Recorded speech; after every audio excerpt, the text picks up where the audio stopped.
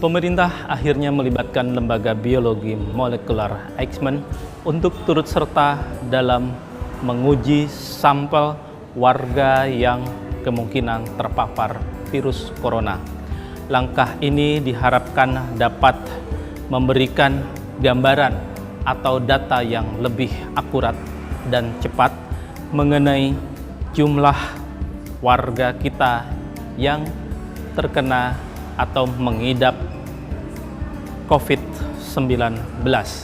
Sebab selama ini Lembaga Eichmann diketahui memiliki SDM dan fasilitas laboratorium yang mumpuni.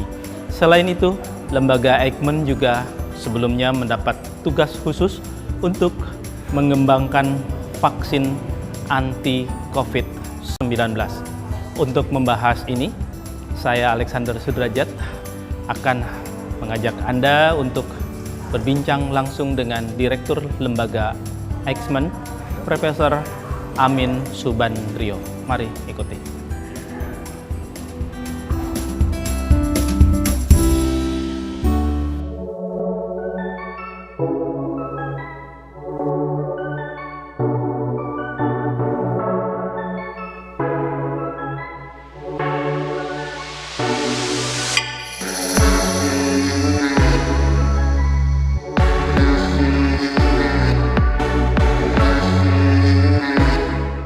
Prof, terima kasih sudah meluangkan waktu untuk menerima kami dari Detikcom. Prof, sebetulnya kan sejak Januari atau Februari banyak orang berharap betul Lembaga Eichmann dan laboratorium lain bisa ikut terlibat dalam mendeteksi dini virus corona, dan alhamdulillah akhirnya mulai pertengahan bulan Maret ini ya, Eichmann secara resmi dilibatkan. Secara resmi itu mestinya persisnya tuh kapan sih, Prof? Tanggal berapa itu? Ya, kira-kira 2 minggu lalu ya. 2 minggu lalu? Saya ingat satu hari Jumat, Pak Presiden yang mendeklar bahwa sejak hari ini laboratorium lain boleh dilibatkan untuk melakukan pemeriksaan. Itu hari Jumat, beliau menyatakan demikian, dan hari Seninnya mungkin 2 minggu lalu kelihatannya. Seninnya kami diundang oleh Litbangkes bersama dengan beberapa laboratorium lain untuk melakukan koordinasi dan juga menyepakati bagaimana mekanismenya. Dan sebetulnya hari Minggu kami sudah mendapat isyarat, sebenarnya silakan kalau mau mulai kerja. Oh. Ya, padahal Senin baru rapatnya, tapi Minggu sudah dapat lampu hijau. Dan Capmenkesnya baru kami terima Selasa sebetulnya. Oke. Nah, Prof, dengan pelibatan lembaga yang Prof pimpin itu sejauh mana peran Eichmann ke depan ini, ke hari-hari ke depan ini bisa ikut membantu mendeteksi dini corona dan ikut menguji sampel-sampel COVID-19 ini? Ya, jadi sebenarnya kami sudah menyiapkan diri sejak Januari, bahkan sebenarnya fasilitasnya memang sudah terpasang sejak 2-3 tahun sebelum kejadian, karena kami sudah menggunakan itu untuk mendeteksi berbagai macam virus yang ada di hewan liar yang dekat dengan manusia. Dan kami sudah mendeteksi beberapa virus corona yang lain. Jadi sebetulnya mendeteksi virus corona itu bukan hal yang baru bagi Eichmann, tapi terkait dengan dengan wabah ini, ya kami sejak Januari sudah menyiapkan diri, setiap saat dibutuhkan kami sudah siap. Nah, begitu diberi SIM, syarat izin meneliti, izin meneliti, ya kami langsung tinggal tekan tombolnya saja. Jadi semua sudah siap, peralatan sudah siap, reagensia sudah siap, penelitian sudah siap. Hari itu juga sudah banyak yang berdatangan, baik yang langsung ke sini maupun dari rumah sakit menelpon mau kirim. Tapi kami mengambil kebijakan tidak menerima pasien langsung ke sini. Jadi sampel itu harus diambil di rumah sakit, dan rumah sakit yang mengirim ke kami sampelnya. Kapasitasnya berapa, Dok? Nah, satu harinya itu? Saat ini karena permintaan makin lama makin banyak, jadi yang kami berikan pelayanannya adalah satu, kami menyediakan VTM-nya namanya, Virus Transport Medium, karena banyak sekali kelemahan pengiriman sampel karena VTM-nya itu tidak ada atau salah yang dipakai atau kualitasnya tidak memenuhi syarat. Jadi kami menyediakan sendiri, kami bagikan cuma-cuma ke rumah sakit. Banyak rumah sakit yang minta, bahkan waktu itu Pemda DKI minta sekaligus 3.000 untuk dibagikan ke rumah sakit di wilayah DKI. Nah, hari demi hari jumlah pasien semakin banyak. Ya. Dan sampai dengan hari ini kami memeriksa dalam seminggu sampai 1.000 tes. 1.000 seminggu. Jadi rata-rata sehari itu 150-an. Jadi saat ini kami malah melakukan itu dalam 2 shift. Karena kalau 1 shift aja tidak terkejar, menumpuk sampelnya. Tapi sejauh ini masih bisa terhandle ya, Prof? Semuanya? Sampai saat ini terhandle dan kami bisa mendeteksi setiap hari hampir sekitar 10 yang positif. Per hari 10? 10 dari sekitar 100 sampai 150 sampel yang dikerjakan. Itu menerima hanya dari Jakarta atau dari luar Jakarta? Oh, dari semua? Semua. Sebetulnya dalam Kepmenkes itu sudah dilakukan zonasi namanya. Jadi Lab X melayani daerah tertentu, lab Z misalnya daerah lain lagi. Itu maksudnya supaya tidak ada overload atau beban berlebihan di salah satu laboratorium. Tapi kita kan sulit membatasi karena penduduk Jakarta aja kan ada yang kerja di Jakarta tapi tinggalnya di Tangerang misalnya. Jadi di Bogor, di Bekasi, rumah sakitnya juga yang mengirim daerah lain. Jadi kami praktis tidak membatasi wilayahnya, siapapun yang akan kirim ke sini kami terima, dan termasuk dari luar Jakarta. Jadi cukup banyak yang dikirim dari luar Jakarta ke sini, dan termasuk juga mereka minta VTM-nya tadi. Karena VTM-nya biasanya kami buat secara manual. Nah, lama-lama kewalahan juga para peneliti ini untuk menyiapkan VTM-nya itu, karena itu harus diisi ke tabung-tabung secara manual. Kemudian kami juga memberikan secara cuma-cuma swab-nya. Walaupun lama-lama persediaan juga cukup menipis, jadi kami batasi jumlah swab yang bisa diberikan. Karena biasanya rumah sakit maunya stoknya banyak. Jadi mintanya sekaligus 200 ya. Kapasitas kami terbatas, jadi terpaksa dibatasi. Paling satu rumah sakit hanya mendapatkan 15-20 VTM gitu ya. Nah, Prof, meskipun angka iniannya terus bertambah dari penjelasan pemerintah itu, tapi kan masih belum disebut sebagai puncaknya, waktu puncak gitu ya. Nah, dari pihak Eijkman sendiri, ketersediaan SDM-nya seperti apa tuh, Prof? Ya, kami mengantisipasi itu. Melihat trennya, artinya pertambahannya yang tadinya cuma sehari berapa puluh, naik sekarang jadi di atas 100. Pertama kami lipat gandakan, jadi kerja 2 shift, itu berarti tenaganya juga mesti tambah. Dan kami mau mobilisasi teman-teman peneliti dari unit lain. Dan ya syukur alhamdulillah para peneliti sangat antusias. Mereka semuanya sigap, yang terutama yang muda-muda. Mereka bersedia kerja sampai hari Sabtu tentu, tapi hari Minggu saya minta mereka istirahat. Karena kalau mereka sampai sakit, tentu tidak ada yang mengerjakan lagi. Ya, jadi kami juga minta partisipasi teman-teman kalau ada suplemen ya untuk mereka, itu penting. Jadi kesehatan mereka juga kami perhatikan. Dan ya semakin besar timnya, tadinya cuma 5-6 orang, sekarang sudah ada mungkin hampir 20-an orang yang siap. Jadi kalau mudah-mudahan tidak sih. Tapi belum mengambil dari institusi lain ya? Oh belum, masih dari lingkungan kampus belum ya? Belum. Menggunakan SDM yang ada di Eijkman sendiri. Ya. Nah Prof, kami mendengar kabar bahwa sebetulnya sebelum pemerintah meminta resmi pun Eijkman sebetulnya diam-diam itu juga melayani permintaan untuk uji sampel dan tes gimana itu. Benar nggak sih Prof? Ya, beberapa yang mengirim langsung ke kami ya tidak bisa kami tolak. Artinya ada rumah sakit yang mengirim ke kami ya karena waktu itu jumlahnya masih kecil ya kami lakukan karena seperti tadi kami sampaikan intinya untuk kegiatan penelitian itu sudah jalan rutin, bukan hal yang baru. Jadi kapanpun ada spesimen kami terima.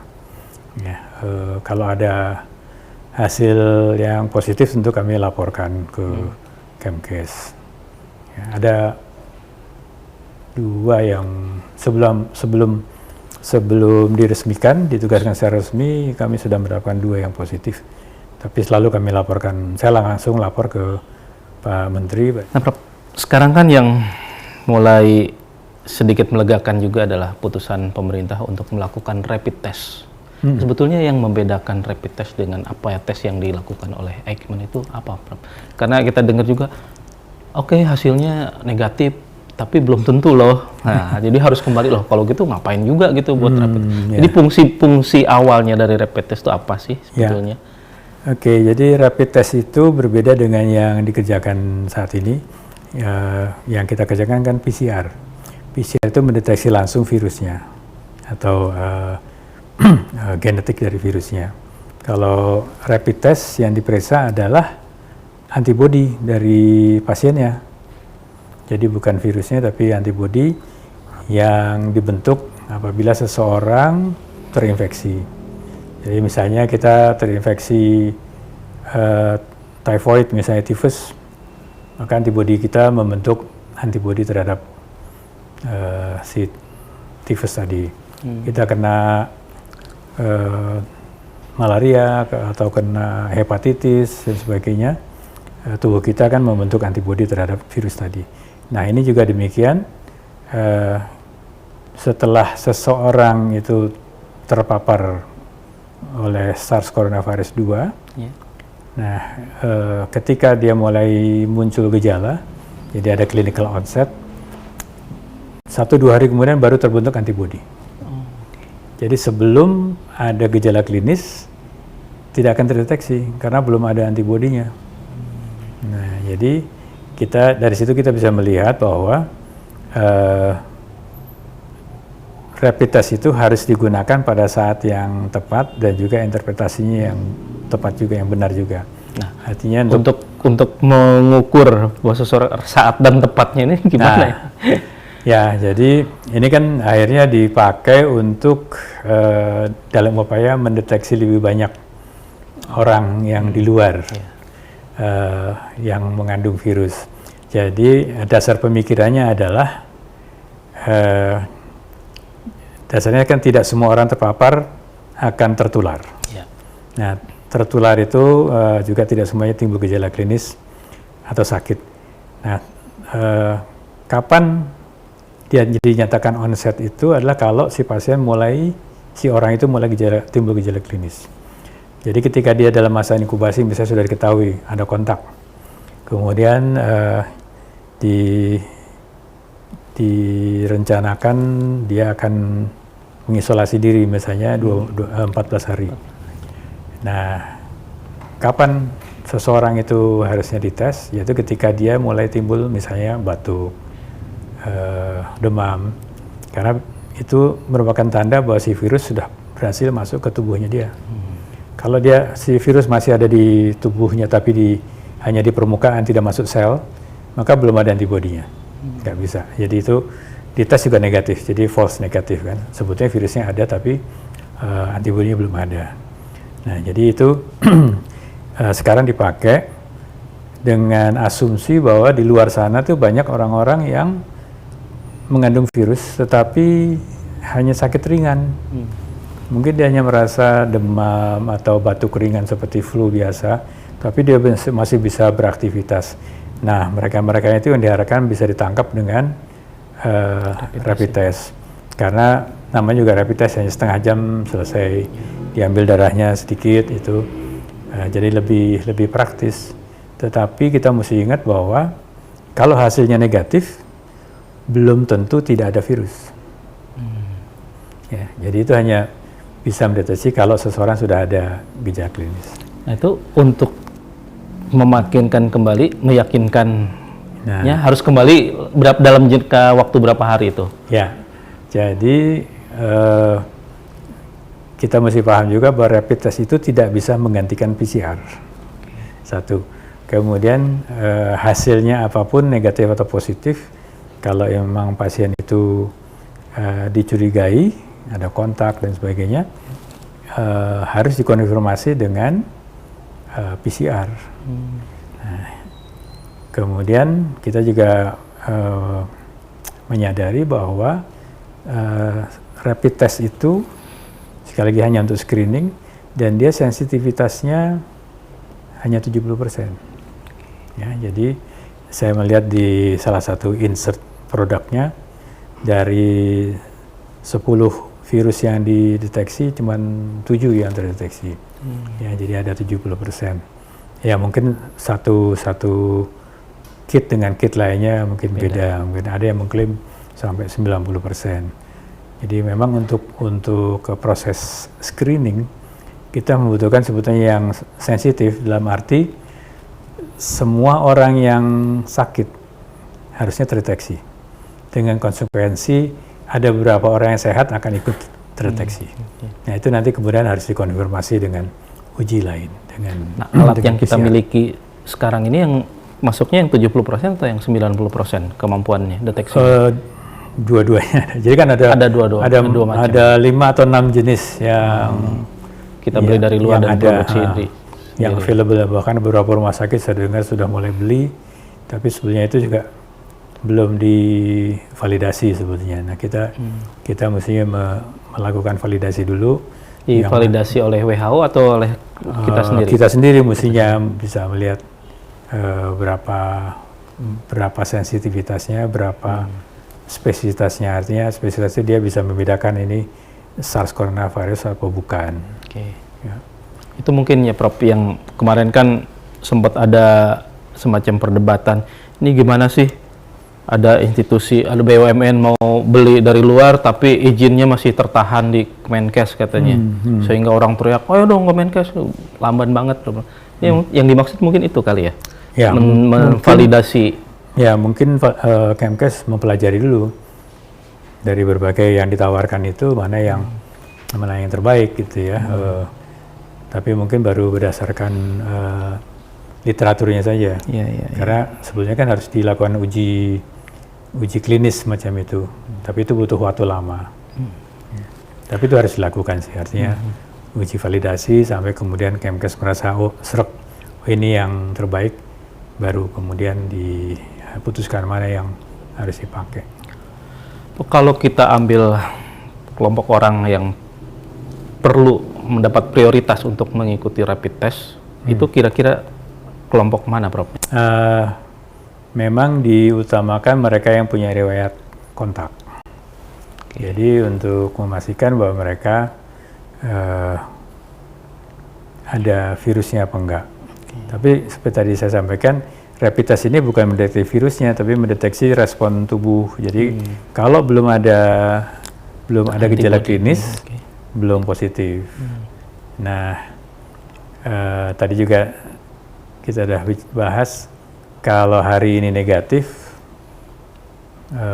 kalau hasilnya negatif belum tentu tidak ada virusnya. Kalau hari ini negatif, belum tentu besok tetap negatif. Gitu ya. Jadi kan itu ada perjalanan penyakitnya. Jadi seperti tadi panik yang dialami oleh teman-teman wartawan, kita juga merasakan. Jadi malam itu yang telepon saya banyak sekali gitu, mau periksa langsung ke sini gimana gitu ya. Ya saya sampaikan aja sekarang sih, kalau tidak ada gejala ya sebaiknya isolasi diri aja. Isolasi diri aja, dan nanti kalau ada gejala baru diperiksa. Kalau nggak ada gejala sampai 14 hari ya alhamdulillah aman gitu. Karena supaya jangan salah ekspektasi gitu. Misalnya kontaknya katakan hari Sabtu ya. Hari ketiga kita periksa apakah itu dengan rapid test ataukah dengan PCR, terus hasilnya negatif, terus semuanya akan bilang oh aman. Sehingga dia bebas keliaran kemana lagi. Ya, padahal 7 hari kemudian bisa positif. Ya kan itu namanya juga masa inkubasi sampai 14 hari, ada yang sampai 20 hari dan sebagainya. Jadi yang paling aman tuh 14 hari baru ikut tes. 14 hari kalau tidak ada gejala apapun, bisa setelah hari 14 selesai tes. Ada yang merekomendasi hari pertama langsung dites, tapi biasanya itu masih negatif gitu ya. Kecuali kalau kenanya itu besar sekali. Misalnya dekat sekali dengan, itu biasanya dokter-dokter itu.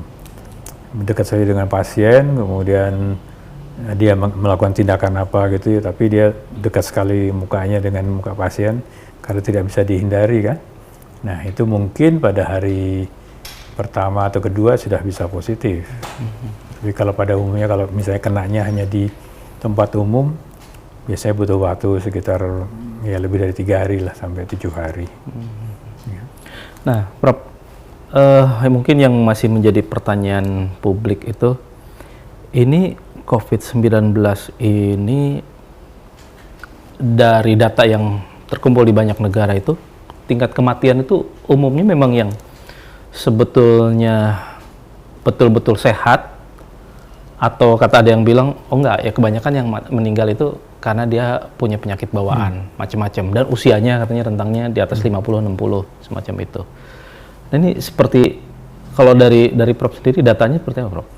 Ya, pertama tentu kita berterima kasih teman-teman di Cina itu sudah mau share dengan kita. Ada satu laporan yang melibatkan cukup banyak pasien ya, 14 ribuan yang dicatat dengan dia semua catatan mediknya dikumpulkan, dan dia bisa memperlihatkan, karena jumlahnya banyak jadi kelihatannya angkanya cukup sahih gitu ya, bahwa 80% yang meninggal itu usianya di atas 60 tahun, dan sebagian besar punya penyakit komorbid namanya, yang sudah dibawa sebelumnya, apakah itu diabetes, sakit jantung, liver, dan sebagainya.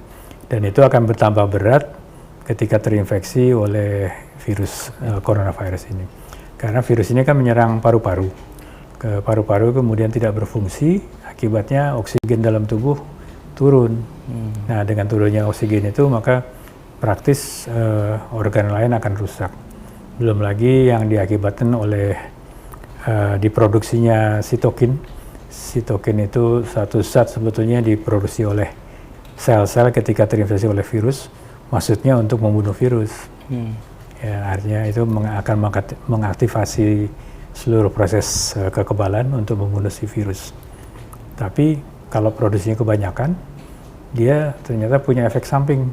Jadi racun juga buat tubuh, merusak organ-organ lain. Nah, itu yang diamati menjadi salah satu penyebab kematian. Walaupun ada juga yang meninggal di usia 30 atau bahkan 4 tahun juga ada yang ya di kita kan ada juga kasus bayi itu ya terkena. Tapi itu kalau dalam grafik itu outliers, artinya sebagian kecil, tapi tetap ada gitu ya. Nah, selain penyakit bawaan, disebut juga mereka yang para perokok, perokok berat itu juga sangat rentan potensial untuk terkena COVID-19 ini. Kemudian prevalensi lelaki dan perempuan juga katanya. Cowok tuh akan lebih banyak terkena ketimbang perempuan. Jadi dari laporan tadi juga kita bisa melihat, kalau tadi kan dari rentang usianya. Kalau dari jenis pekerjaannya juga begitu. Yang banyak kena itu adalah para buruh. Selain pensiunan. Ya, otomatis. Menarik itu pensiunan kenapa? Karena usianya tinggi. Karena ya kan, pensiun kan usia di atas 60. Ya, jadi sesuai dengan data tadi. Oke lah itu. Nah, kalau yang buruh itu? Nah, buruh itu karena mereka yang paling banyak kerja di luar. Dan yang kedua mereka itu perokok. Sebagian besar perokok. Nah, Jadi terus ada studi lain juga. Buruh pers juga kalau perokok rentan ya Pak? Terus ada studi lagi yang perokok memang angka kematiannya lebih tinggi. Setelah dicermati, ternyata di para perokok itu, jadi rokok itu merangsang dibentuknya lebih banyak reseptor ACE2. Kita kan sering baca ya bahwa virus itu menempel di sel manusia itu, sel pernapasan itu melalui molekul tadi, ACE2 reseptor namanya.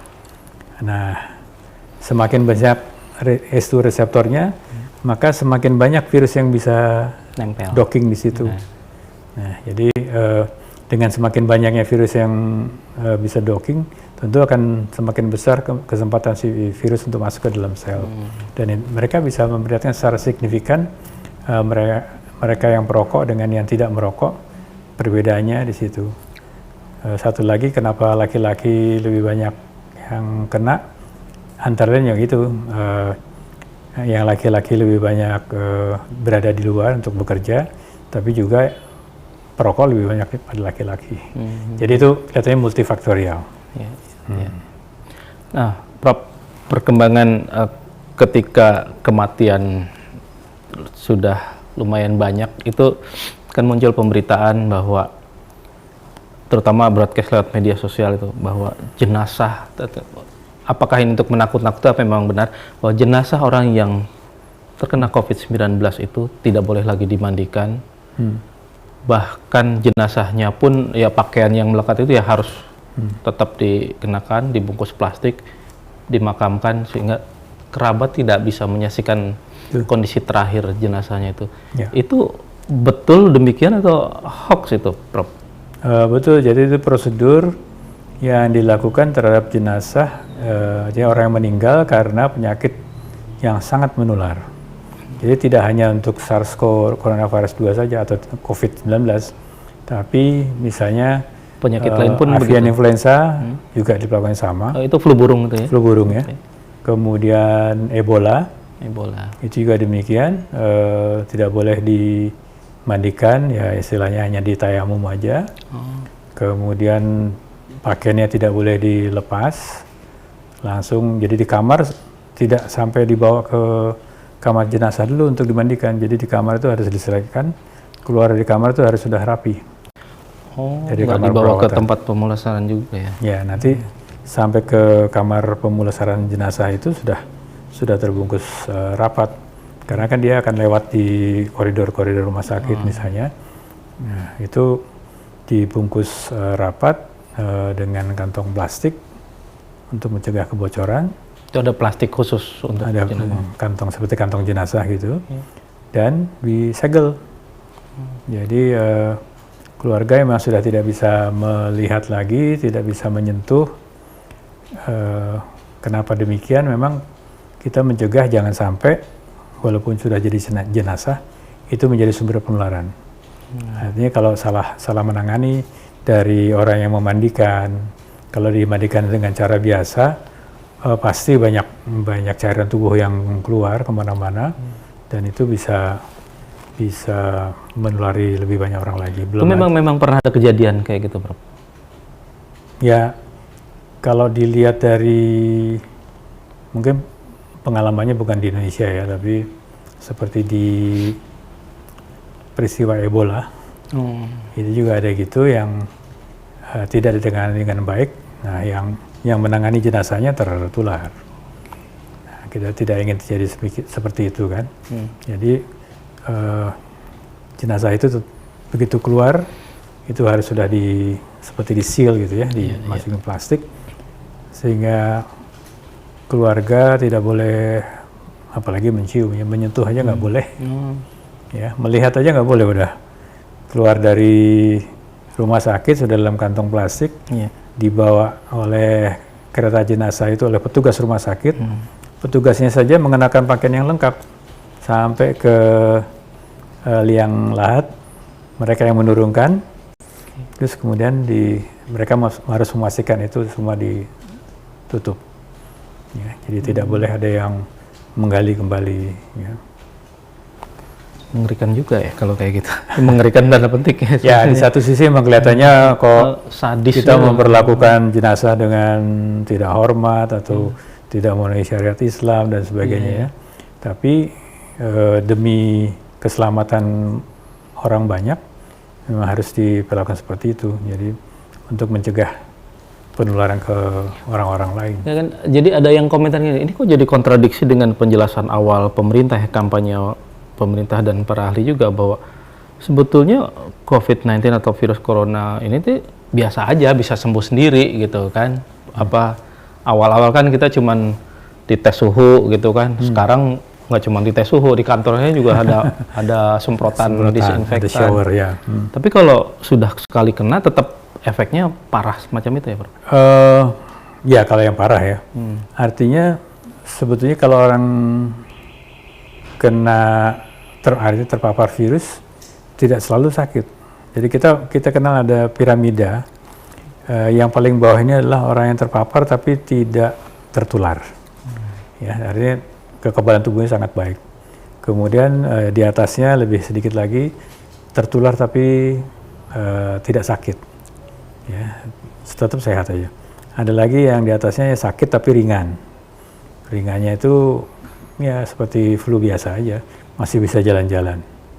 Nah, di atasnya lagi sakit tapi tidak berat. Ada lagi yang berat tapi dari yang berat itu yang meninggal lebih sedikit. Cukup banyak juga yang udah berat tapi survive. Ya. Nah, jadi kita lihat ada piramid. Nah, bagian bawah ini yang di satu sisi dia bisa menjadi sumber penularan.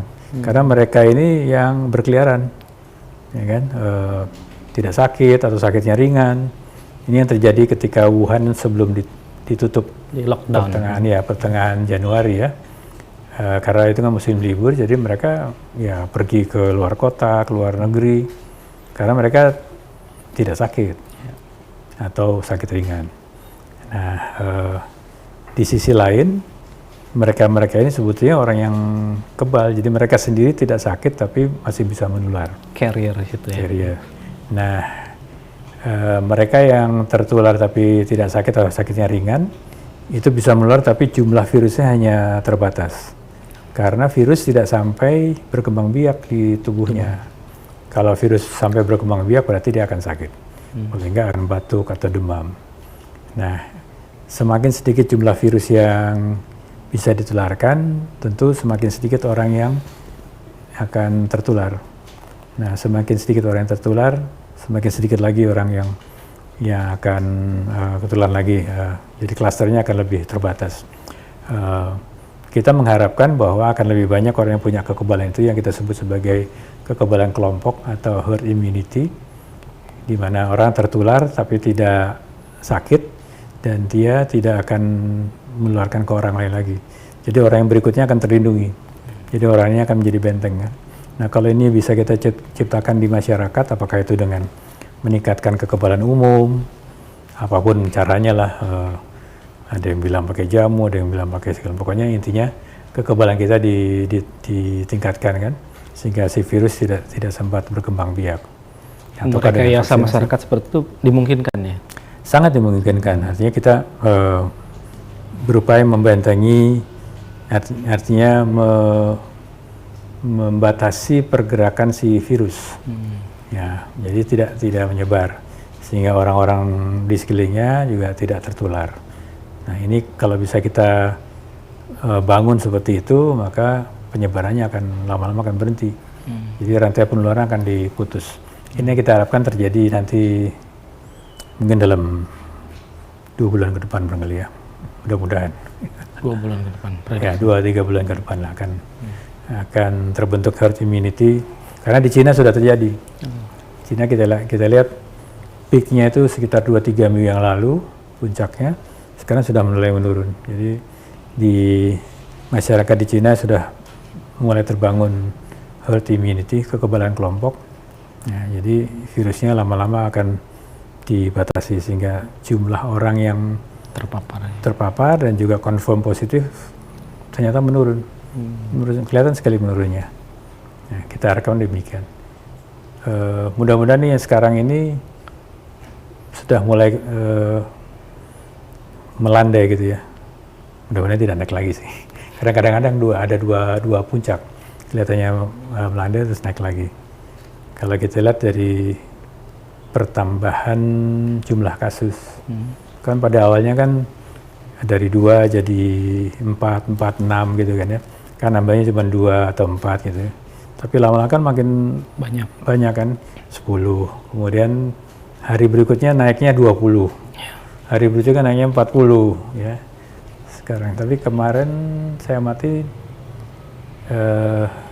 setelah jadi 514 ya terakhir ya. Saya nggak tahu siang ini belum dengar pengumumannya.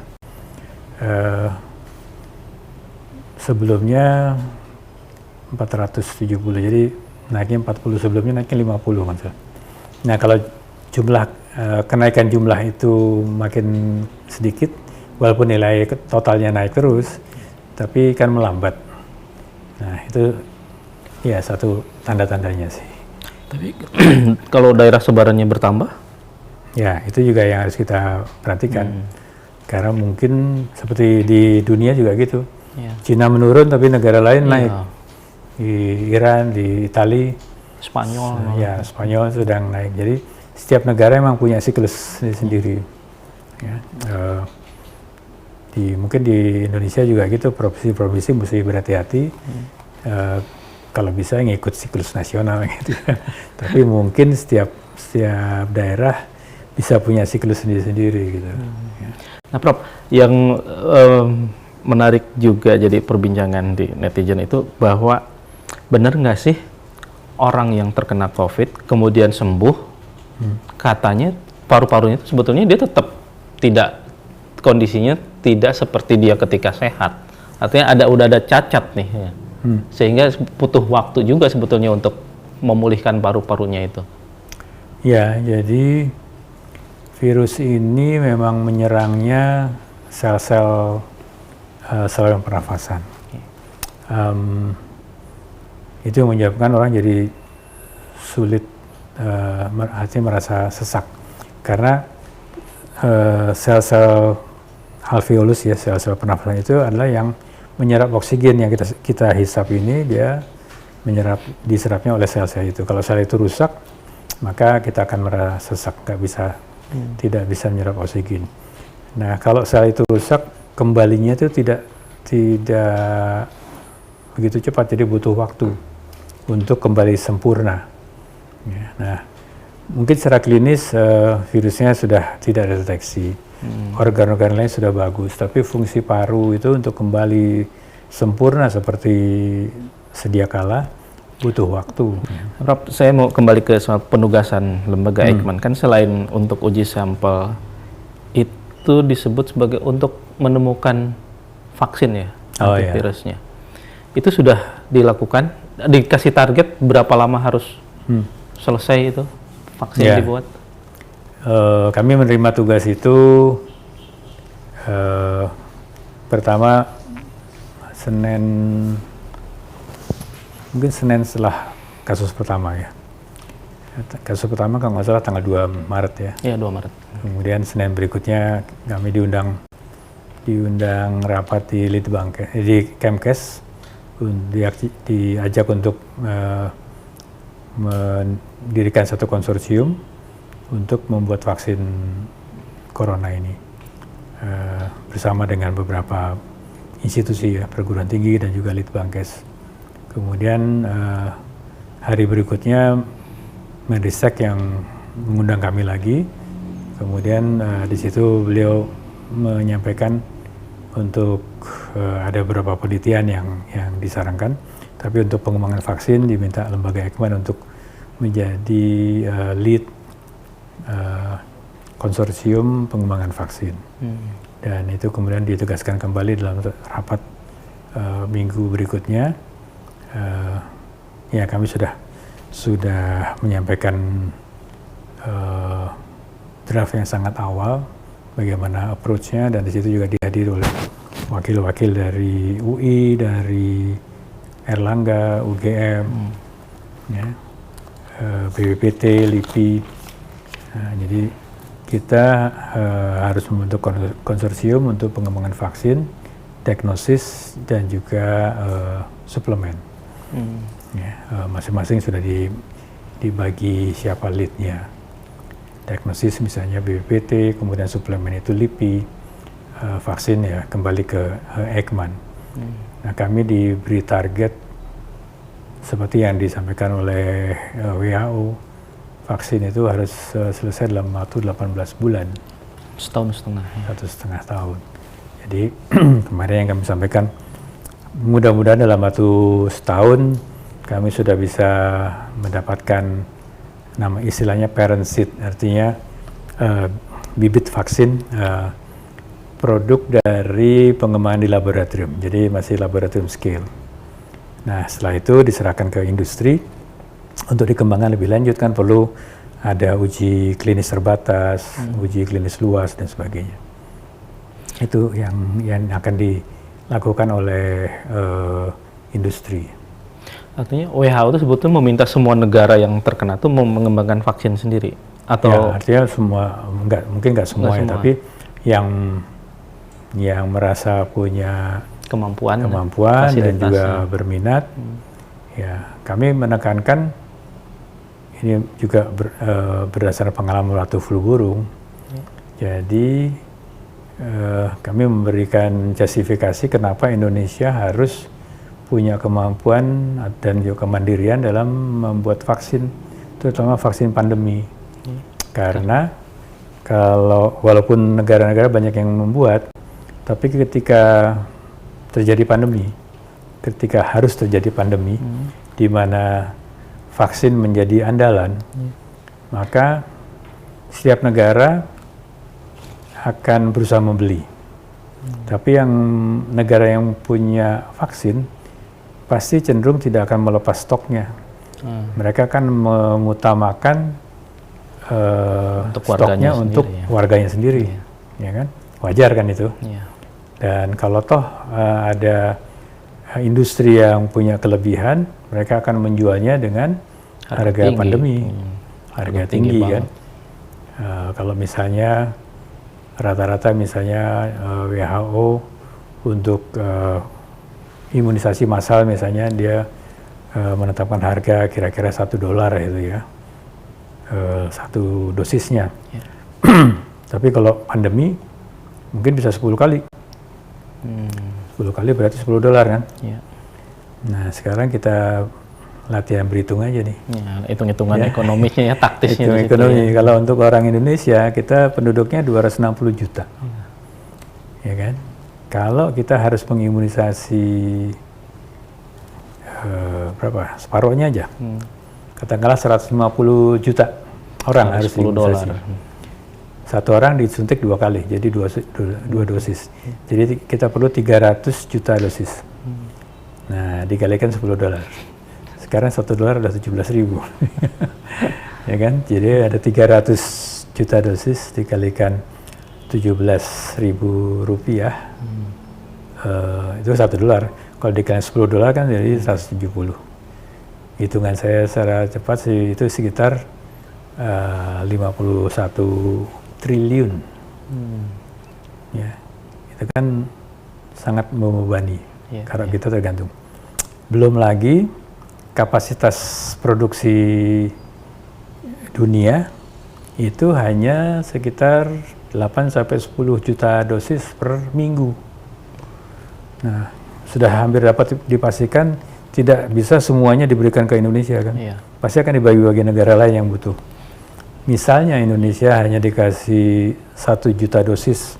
1 juta dosis kan besar ya, per minggu. Nah, jadi tinggal dibagi aja nih. Kita butuhnya 300 juta dosis, tapi cuma bisa 1 juta dosis per minggu. Jadi kita akan butuh berapa tahun tuh? 300 minggu. Ya, berarti 6 tahun. 6 tahun baru selesai mengimunisasi 150 juta juta warga orang. Jadi keburu pandemi yang lain udah muncul lagi gitu ya. Nah, jadi perlunya kita punya kapasitas dan komitmen untuk mengembangkan vaksin sendiri.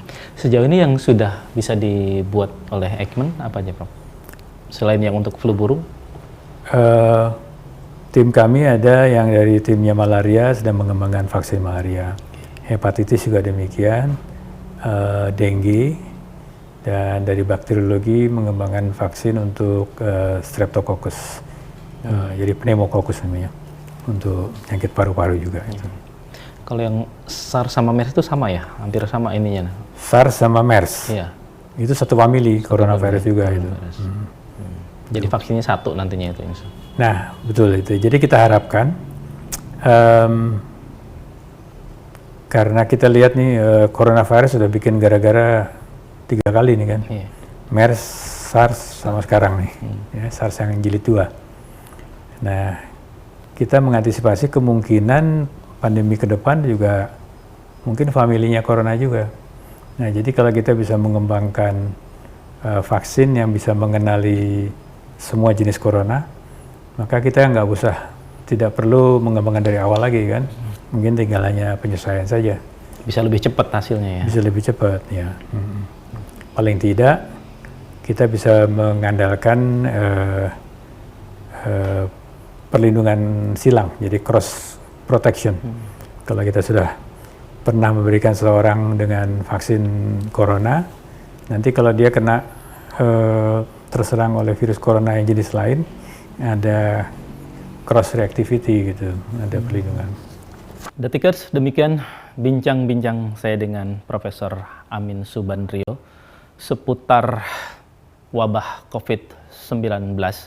Semoga dari paparan beliau dapat memberikan pencerahan dan informasi baru bagi kita semua. Kita jumpa kembali dengan isu dan topik yang lain.